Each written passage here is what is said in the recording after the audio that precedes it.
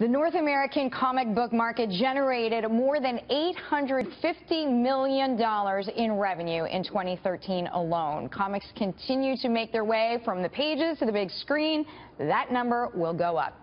Valiant Comics, no stranger to success, have sold more than 81 million comic books. I am joined right now by Peter Cuneo. He is with me now. He is the chairman. Gavin Cuneo is the COO and CFO. So welcome to you both. Thanks for bringing these sharp-looking books. So I have to ask you first and foremost, I'm actually going to hold one up because this one's cool. You just inked a deal with Sony, right? What led you to want to work with Sony? What led Sony to want to work with you?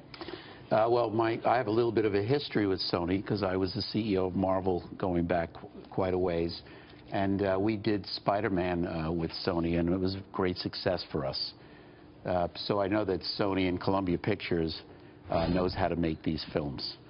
So we just announced a 5-picture deal with Columbia Pictures for 2 of our characters and for what we call crossovers, which are very hot in the comic book world today and in the movie world. So what does that mean for people who don't know the field as well? The trend, I think the big trend today in what we call superhero films is a lot of the fans like to see their favorite characters together in films. The Avengers would be the best example today of that. So we have 2 characters, Bloodshot, and a group of characters collectively called Harbinger that we are working on with Columbia Pictures, and the crossover will be called Harbinger Wars.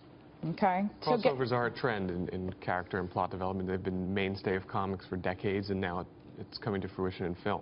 So do certain plot lines sell better than others, Gavin? I think crossovers are the key. I mean, the other thing you're seeing in films is the studios are able to elevate characters that have been popular in comics for years but are not known by the general public. Guardians of the Galaxy, as an example from last year, is one of those. So it's reaching beyond the Spider-Mans and the Batmans of the world. So how is social media then changing? Because I have to assume that even people who might prefer, let's say, smaller scale superheroes or more artisanal superheroes, if people are tweeting about them or blogging about them, I'm assuming that builds another kind of following.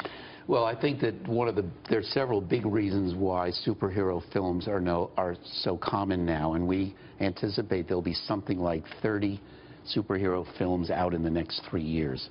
And there are 2 very big events that made that possible, because prior to these particular events, the market was really made up of comic book fans only.